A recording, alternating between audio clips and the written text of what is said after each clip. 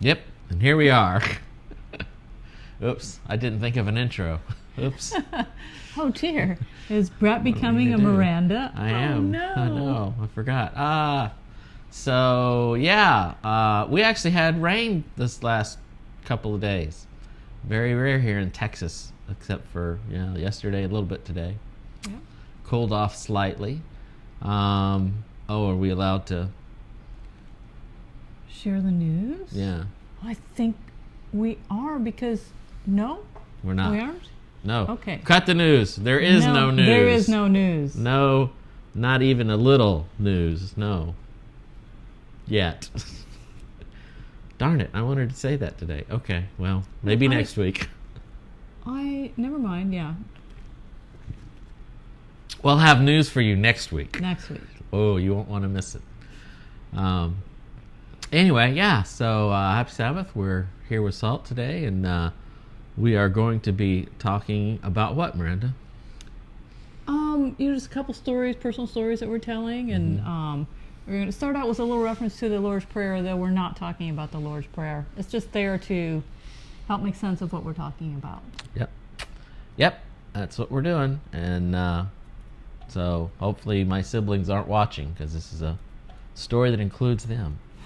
So we'll see. Anyway, so here we go. Here we go. Wow, we aren't giving them the long updated version of who knows what this, and then no cats, and I don't know what they're going to do without that. I know. Fluff took off. She's not even.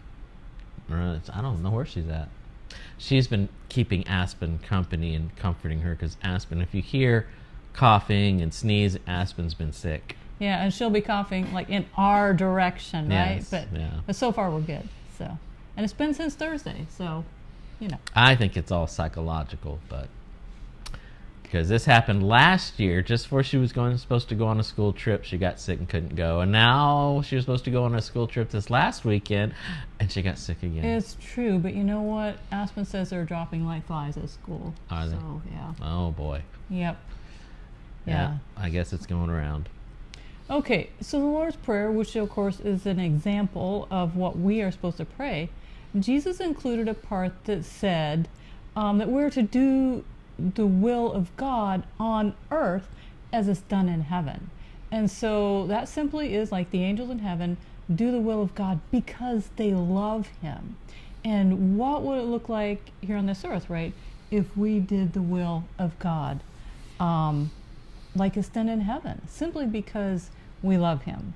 Okay, so in the little book, The Practice of the Presence of God, the author says, and honestly, I wasn't going to read all of this to you, but Brett, while he was making up slides, he just went ahead and Who's did this that. book by? Tell him about the book. Oh, I think we mentioned it a little bit last week, but it was just in passing. It's called The Practice of the Presence of God by Brother Lawrence, who was a Carmelite friar during the 1600s, late 1600s, maybe early 1700s, something like that.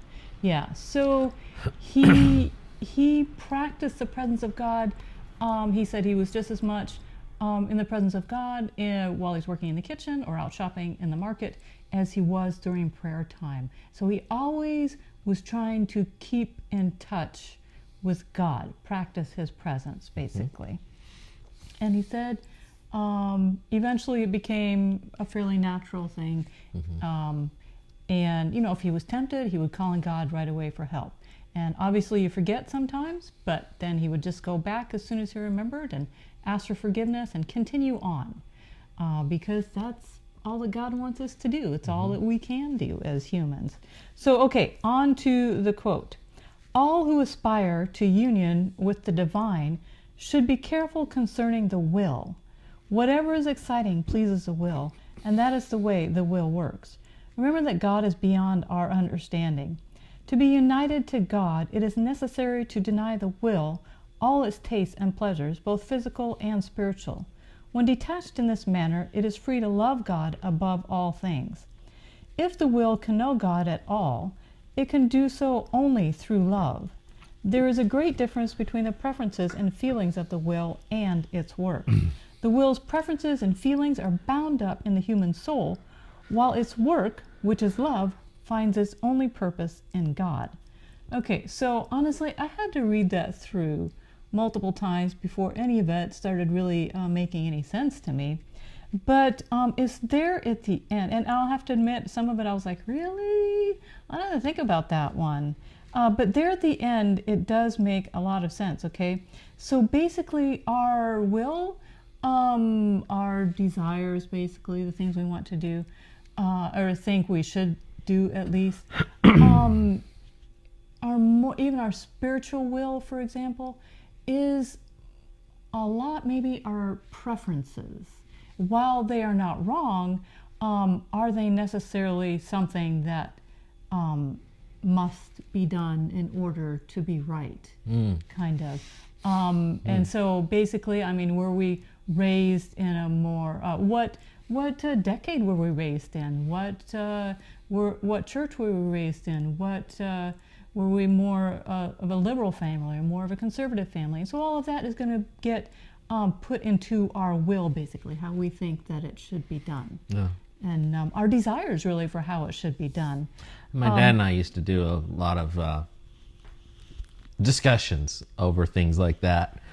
My dad was, later in life, fairly conservative, I think. And I was a youth pastor and a Bible teacher, youth chaplain, and I'm what I like to think as a liberal conservative. I was never like way over the edge, but I would, in his mind, I was liberal because at the time I had a drama team. We were doing drama, and that was, considered liberal, I guess, in that day. And we used to go around about that, about music, about my inclination to wear comfortable shoes to church.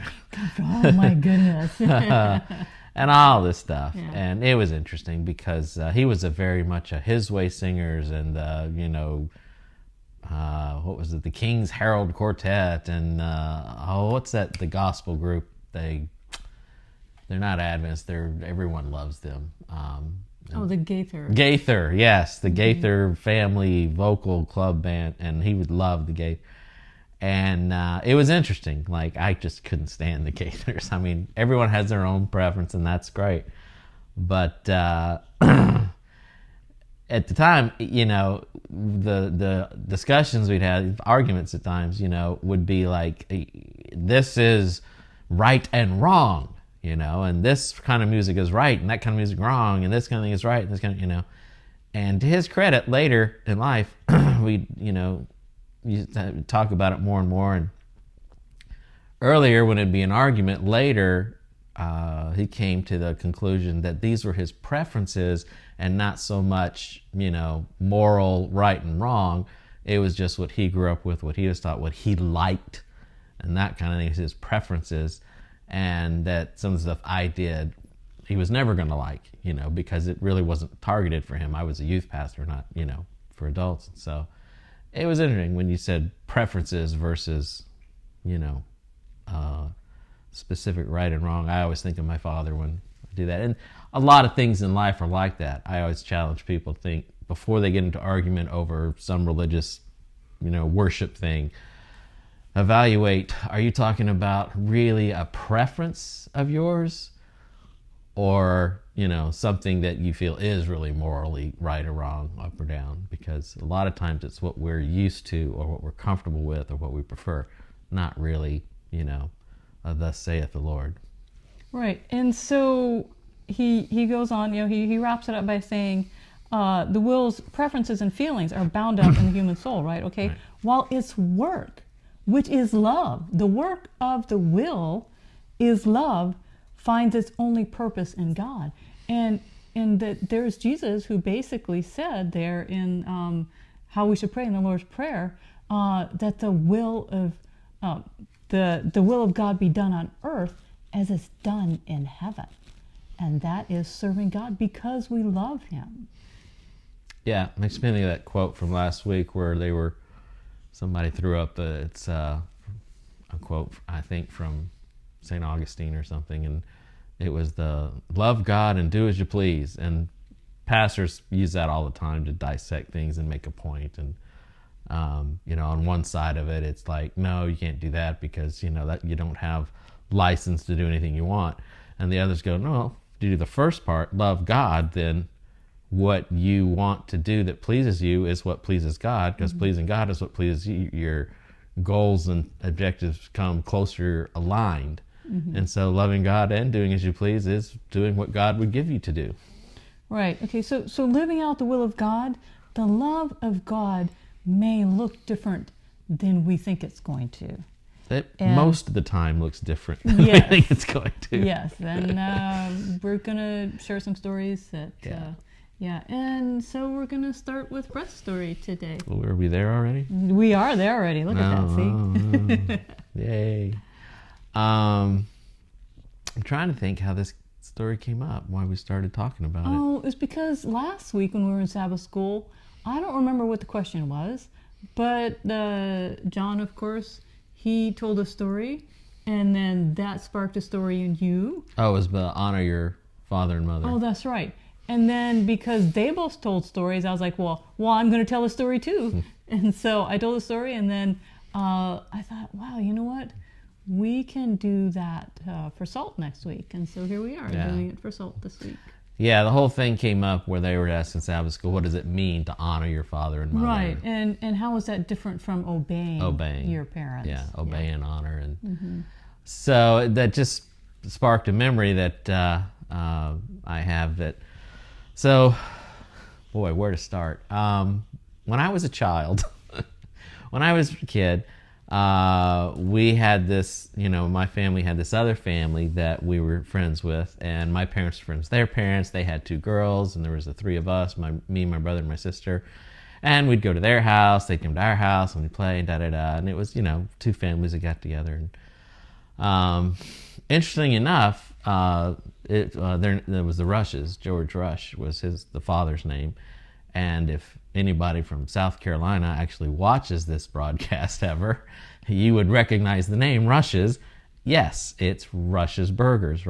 It's a fast food restaurant, and it's like all that in Columbia. Well, they got a couple places in South Carolina, but it's like all that in South Carolina. And actually it really was. Man, I don't know what he did, but he had great burgers and milkshakes, like way better than anybody's. But anyway, so I remember one day that we were just told we were not allowed to go over to the Rush's house anymore or play with their girls, and all contact was cut off. And no explanation, just, as kids, that's all they told us. Like, we're not hanging out with the Rushes anymore. It was like, boom, like, oh, okay.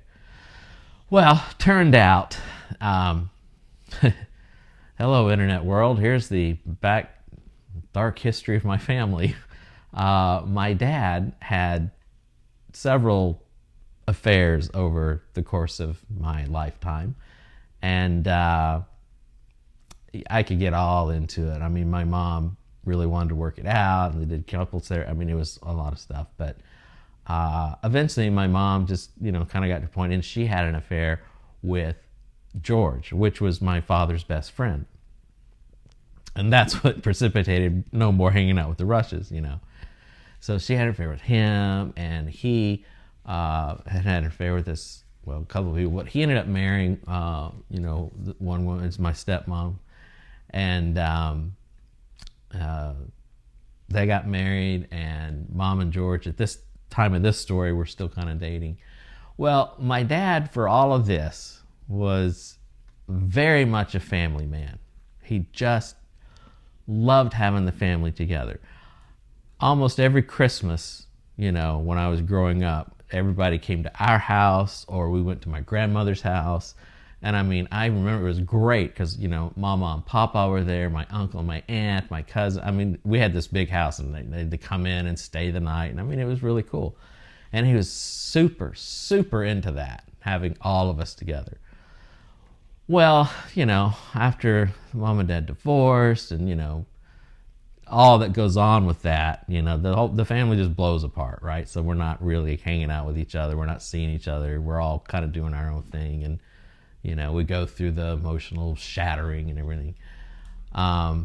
at some point though, Dad, he had kind of a life-changing experience where he had to get a kidney transplant, and it's like facing mortality and stuff. And he had a religious awakening. He had a real experience, and it was pretty cool. He kind of rededicated his life to God and stuff, and which is great. We were all happy for that. But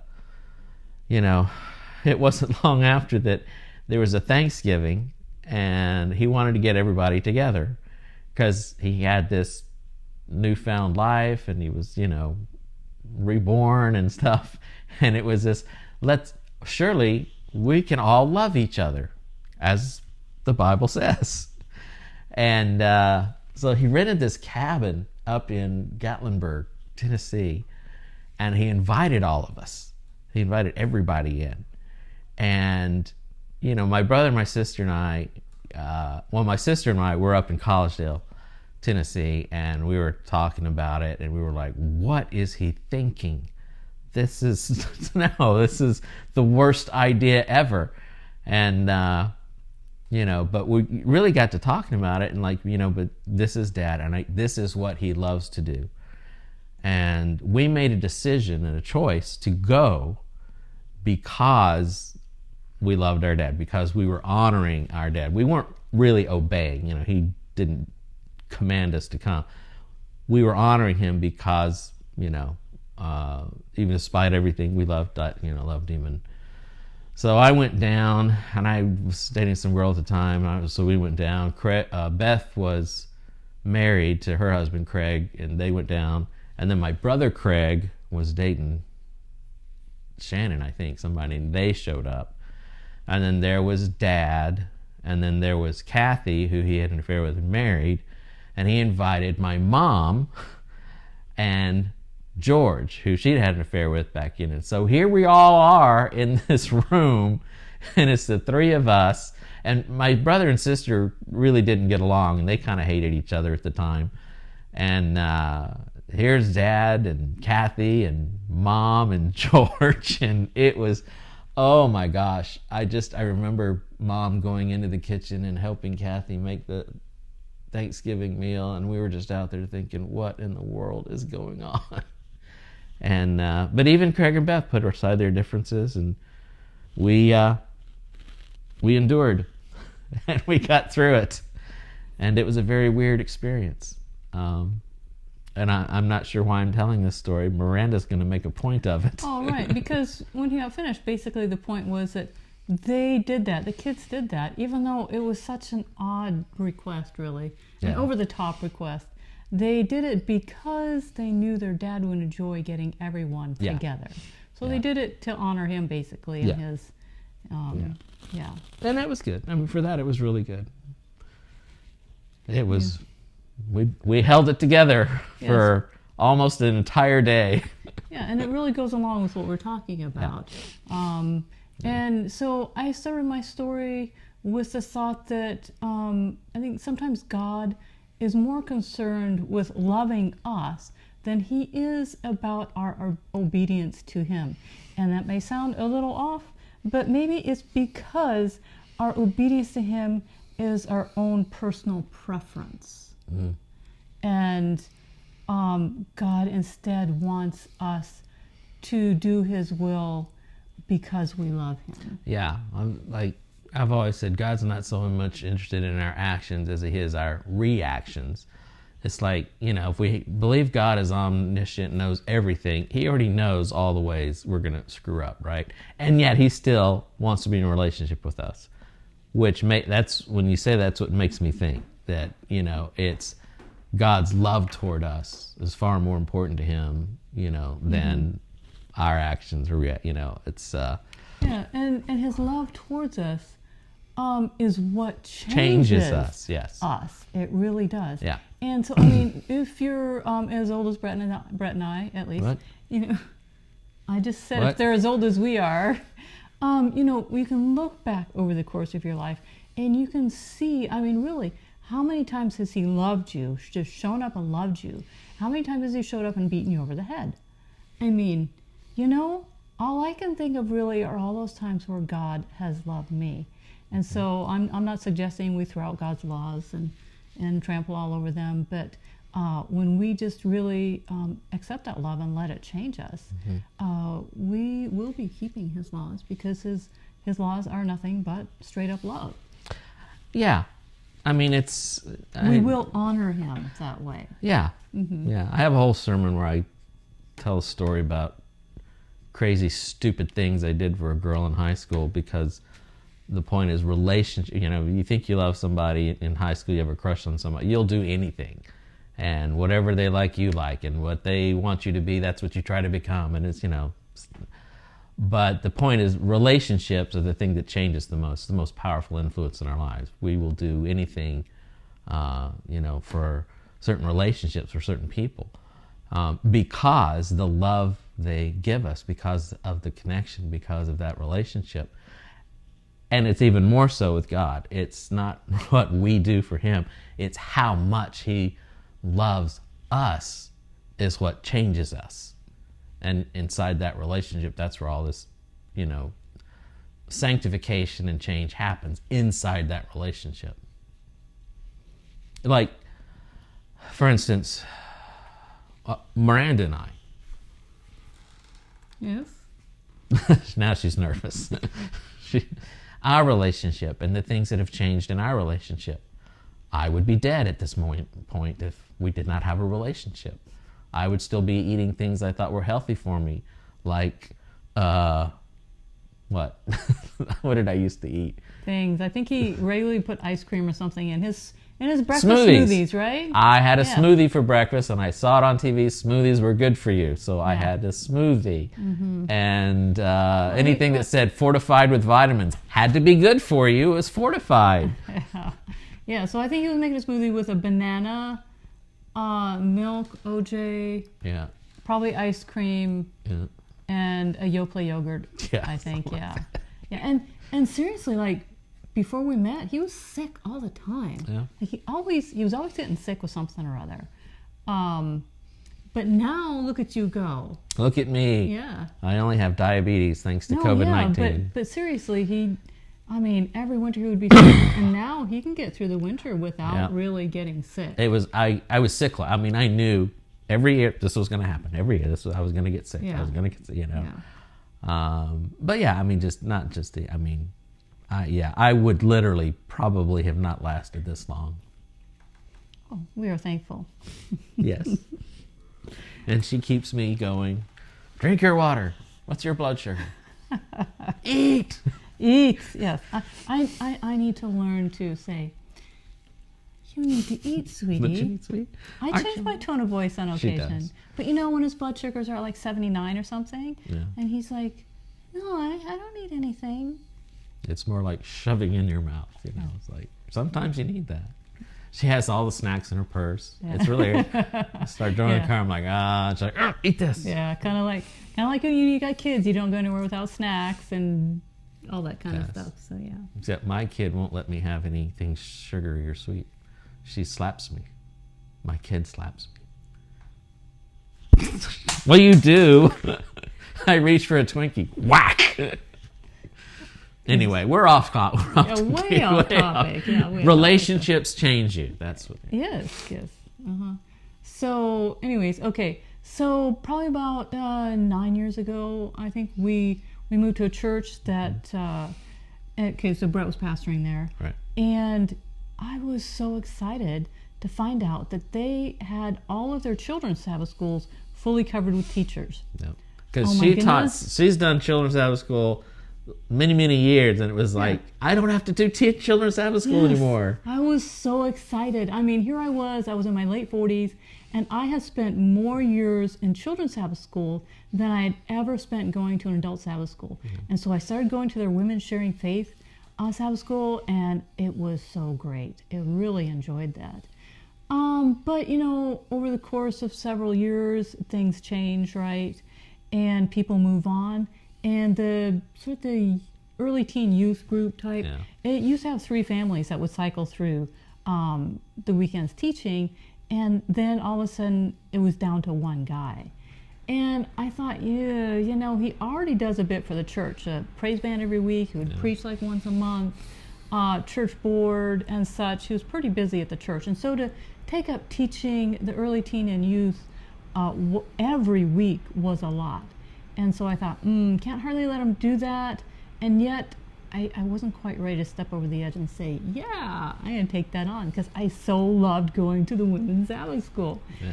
And so there was one week I remember, okay, so the kids met, that youth group met in the sanctuary area of the church because all the other Sabbath school rooms were full.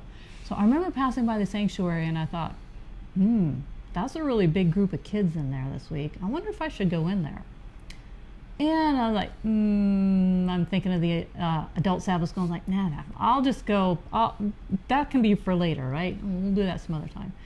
So I went back to the ladies' Sabbath school. And I put my hand on the door, and I was like, oh, okay, God, did you want me to go to the youth Sabbath school? And I forget what he said, but I'm like, all right, fine. So I go back. I look in the sanctuary. I'm like, no. Go back again, put my hand on the door, same question, same answer. Go back once again. It happened 3 times, and finally the 3rd time I just gave up, and I walked in to the youth Sabbath school, and that was it. I was there teaching on an every other week basis. And what was really kind of interesting is that guy and I never talked about a schedule or what we were going to be teaching or anything like that. He did his thing, I did mine. We managed to show up, cover the classes, and we obviously taught Sabbath school just fine. Sometimes he'd actually come to the weeks that I was teaching Sabbath school. So, the kids were,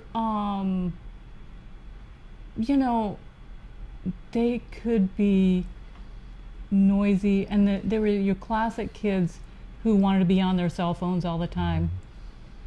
And so while I generally hold a bit of a tight rein to kids' behavior, I decided, well, one thing I knew for sure, there was 2 things basically I decided. One, I wanted to share with them what I knew about having an actual relationship with Jesus was about, and I wanted them to give up their phones, put away their phones on their own without my ever having told them to do it.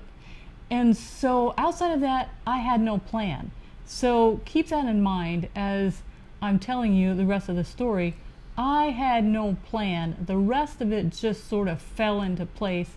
And it wasn't until after Brett and I told our stories at Sabbath school that I came home and I wondered, why? Why and how did it work? So basically, we had share your week time, and then we had play games time, and then we had the lesson study time, and I always brought snacks. I brought snacks because I knew some of the kids' parents who had just said, it's Sabbath morning, I'm not fixing snacks, or I'm not fixing your breakfast on Sabbath morning. That's it. I need a day off. And granted, there were snacks at church after Sabbath school, but none were available before Sabbath school. And they're teenagers, and then I knew that another group of kids, they would say, well, we don't eat breakfast before we come because we don't have breakfast at home to have. And so I thought, I better start bringing snacks. So the kids during sharing time, share your week time, I remember, basically they just shared their week. And I remember one kid, he was maybe 12 or 13, and he shared how he'd been to this party and there was like this drinking and stuff, and just alluding to that kind of stuff. And the other kids were sitting there and they were kind of like sidelong glancing each other and snickering a little bit. And I thought, all these people know what he's talking about. They've all experienced that. And part of me said, should I use this as a learning experience? Oh, don't drink and drive. Oh, well, we know that drinking's not good for us. I hope you're not doing that. But I decided, always in the moment, I decided not to. This was a time for them to share their week. If they felt comfortable sharing that kind of stuff, then I was going to accept that and not judge them where they were at. These are mostly public school kids. Yeah. So, and also my oldest son, when he was in that age group, I know that he was part of the group, the boys kind of sitting there cutting up, being the cut-ups in the class. And the teacher said to him on multiple occasions that if you keep acting like that, you're going straight to hell. And I thought, I can't be that judgmental person either, right? So I didn't need to tell them that for them to know that. These were kids who'd had enough church, enough Sabbath school to know right from wrong. And they knew full well what they were talking about. Sometimes it wasn't up to the standard. And yet if they felt comfortable sharing that, I wasn't going to stop them from doing that. I was just going to accept them where they were at, because that's exactly what God does for us. Think about that in your own life. God accepting you where you're at, and you know that that is true. He has done that and will do that for you. Not that he doesn't want you to change, but he'll do that for you. So, and then there was, so don't judge me, okay? The games that we would play, the one game the kids absolutely adored was Mad Libs. I'm pretty sure you all know what Mad Libs are. It's, you fill in the blank, it's this crazy story, and the kids fill in the blank with a noun, a verb, an adjective, adverb, whatever it happens to be, right? And so, like I said, the kids loved that game, but we turned it into a Christian game, because after we were done reading through the story, we sat there and thought about it, and we could make up a spiritual analogy to that, and it always worked. Now, at first the kids weren't that good at it, right? Obviously I always had to wrap it up for the kids and stuff, but eventually they started getting the hang of it and started making spiritual analogies to stories like that. And I'll have to say that the one kid who did exceptional, deep, actually, spiritual analogies was a too young kid to be going to drinking parties. He was very, very good at that. So I remember there was and it happened right about the same time. A girl came to Sabbath school, and her parents didn't always come. Her younger siblings didn't always come, but she would drag herself out of bed and arrive late. She'd drive herself, and she'd plop down in her chair, and she'd say, looking like she just drug herself out of bed, and she'd say, she said, I'm up to like 2, 3 o'clock in the morning on TikTok, because TikTok was new and all that back then. And yet I make myself get up and come to Sabbath school because I feel safe here. And I thought that was great, except for the life of me, whenever I thought of that, I couldn't imagine why she felt safe in Sabbath school. It was just another Sabbath school, basically, I thought. And then right about that same time, when it got to the lesson study time, the kids started turning to each other and say, hey, put your phones away, put your phones away, put your phone, we're gonna do the lesson study now, put your phones away, she has something to say. And of course, I went home, win. Okay, because honestly, when I first started teaching the class, I'd go home every week and I'd tell Brett, I'd be like, next week, that's it, I'm done, I'm getting a basket.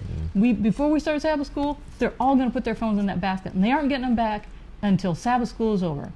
And yeah, of course, the next Sabbath would roll around, and I get there, I'm like, no, I can't do it.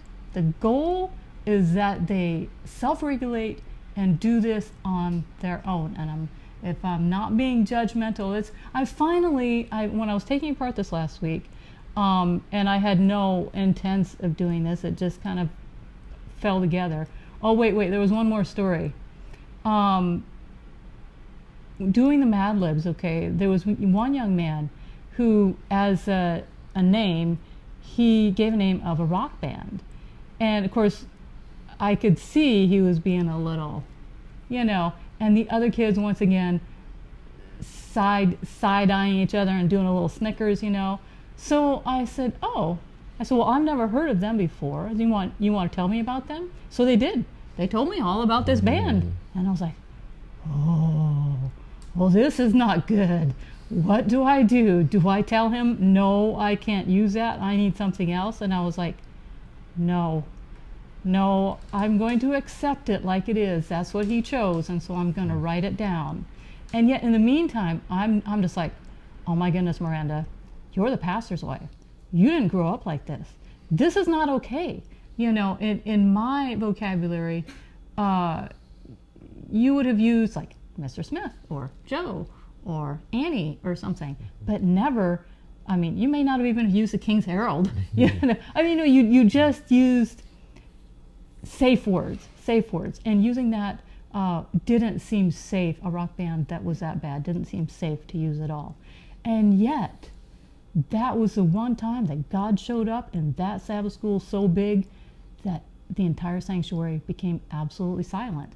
And so as I read through the story, when I got to that sentence, it was perfect. That showed that God absolutely overruled the use of a rock band like that, and He was the one with all the power. And like I said, the entire sanctuary became silent, and Brett was actually in there as well. You said you remembered that happening. Oh, right, yeah, that was because it was. Yeah, I remember who did that. Yeah. So, anyways, I realized, you know what, God doesn't need me necessarily to do what I think is right, my preconceived ideas. God stood up and defended Himself in a much bigger way than I ever could have. If I would have said no, that moment wouldn't have happened like that. It wouldn't have. So anyways, in retrospect now, 5 some years later, I realized that unintentionally I made it a judgment-free zone. That's why they felt safe. And yeah, it's losing my train of thought here. What? I haven't said anything for a while. I'm gonna do something. No, you can't, because like okay, you could, except that I've rearranged some of this right here. You moved it around and didn't tell me? Yes. Now I'm lost. So otherwise, I would let him do this. But now I'm completely lost. Yeah, because paragraphs are moved. In order for it to make sense, it needed to be. Yeah. So anyways, okay. So, anyways. Now I've thrown her off. Okay, maybe it was the only place, because she had mentioned what her home life. She alluded to what her home life was like, and so maybe it was the only place she could come that she didn't feel judged. I mean, she was a girl. She had anxiety like you wouldn't believe. And I did, kids had in Sabbath school, they talked about their anxiety. I shared with them my own anxiety issues that I'd had with claustrophobia and such, and how God, I had asked God, and He took that away from me. And I suggested to them that when they have anxiety, they turn to God for help. And they all looked at me like I was crazy. But that's fine, because it was a seed planted.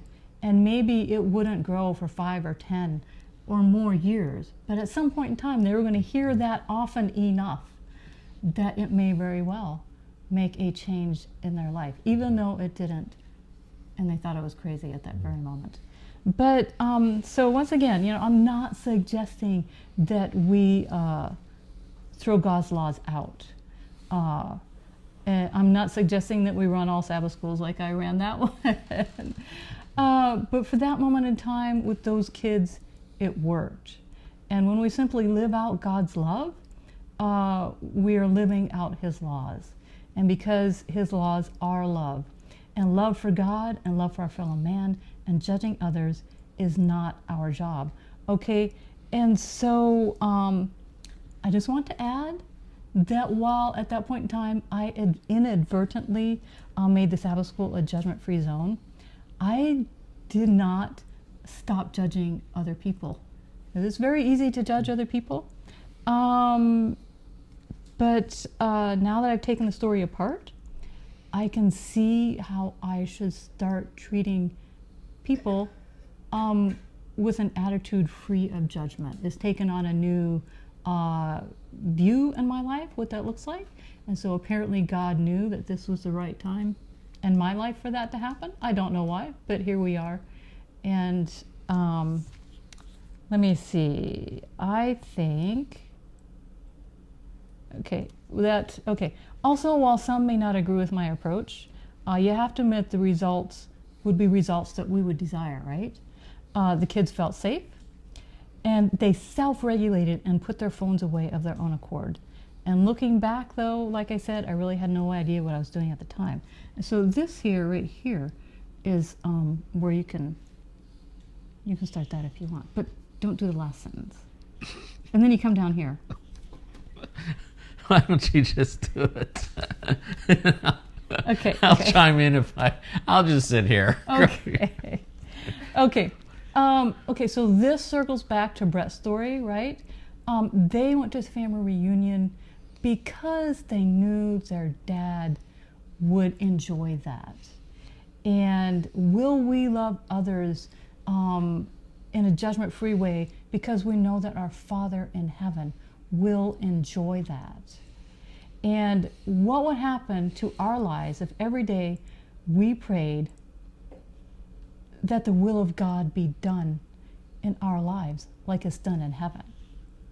And since I'm always up for an experiment, I love to know how things work. I'm going to try that out for myself. I'm going to make sure and pray that part of that prayer and see how that changes my life and how I live that out. And also, since I love experiments, how about when we are tempted to sin at all, any sin, instead of trying to tough it out, or just we're gonna not do that anymore. When we're tempted to sin, will we just say, Jesus, I love you? Because there is power in God's love, absolute power, and it protects us.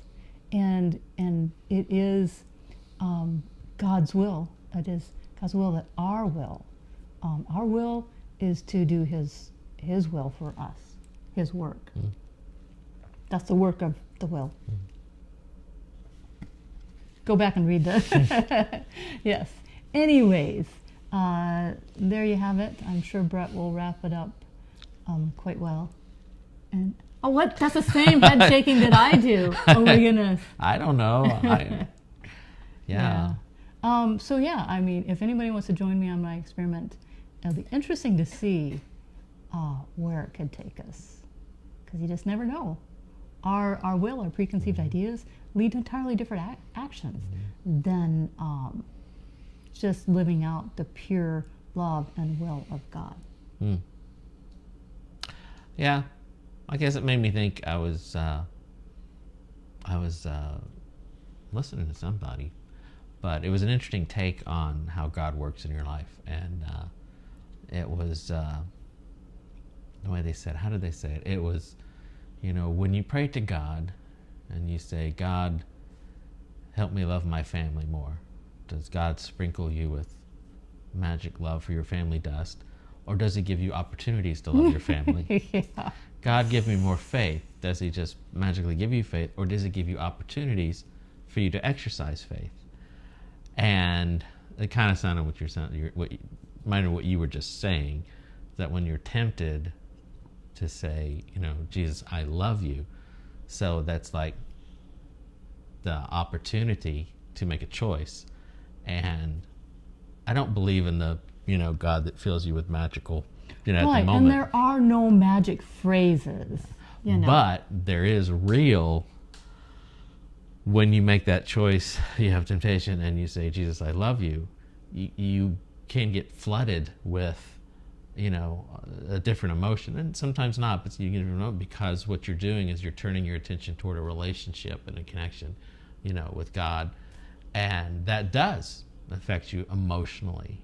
When you act in faith, you choose to act in faith. You do get a blessing of faithfulness and and courage and things, and it is God's power that changes us. And you're making the choice to do that. And God, it's like there's those opportunities, and you're not standing there alone. God is with you. Like, it's your free choice. Right there, practicing the presence of God. Right. And it's not like, oh, God suddenly shows up, because no, God is there. Are we meeting up with Him and accessing the power that He has for us, or are we just ignoring Him as if He's not there? Right. So that's what made me think. So, all right, well, there you go. I hope you enjoyed, and you started making me think now. Like today in Sabbath school, we were talking about the powers, and because it's Ephesians, I think it Oh, is, right, yeah. and the principles and powers and the heavenly realms, and what does heavenly realms mean, and if angels and demons and God is there, all, how is that possible? It was an interesting.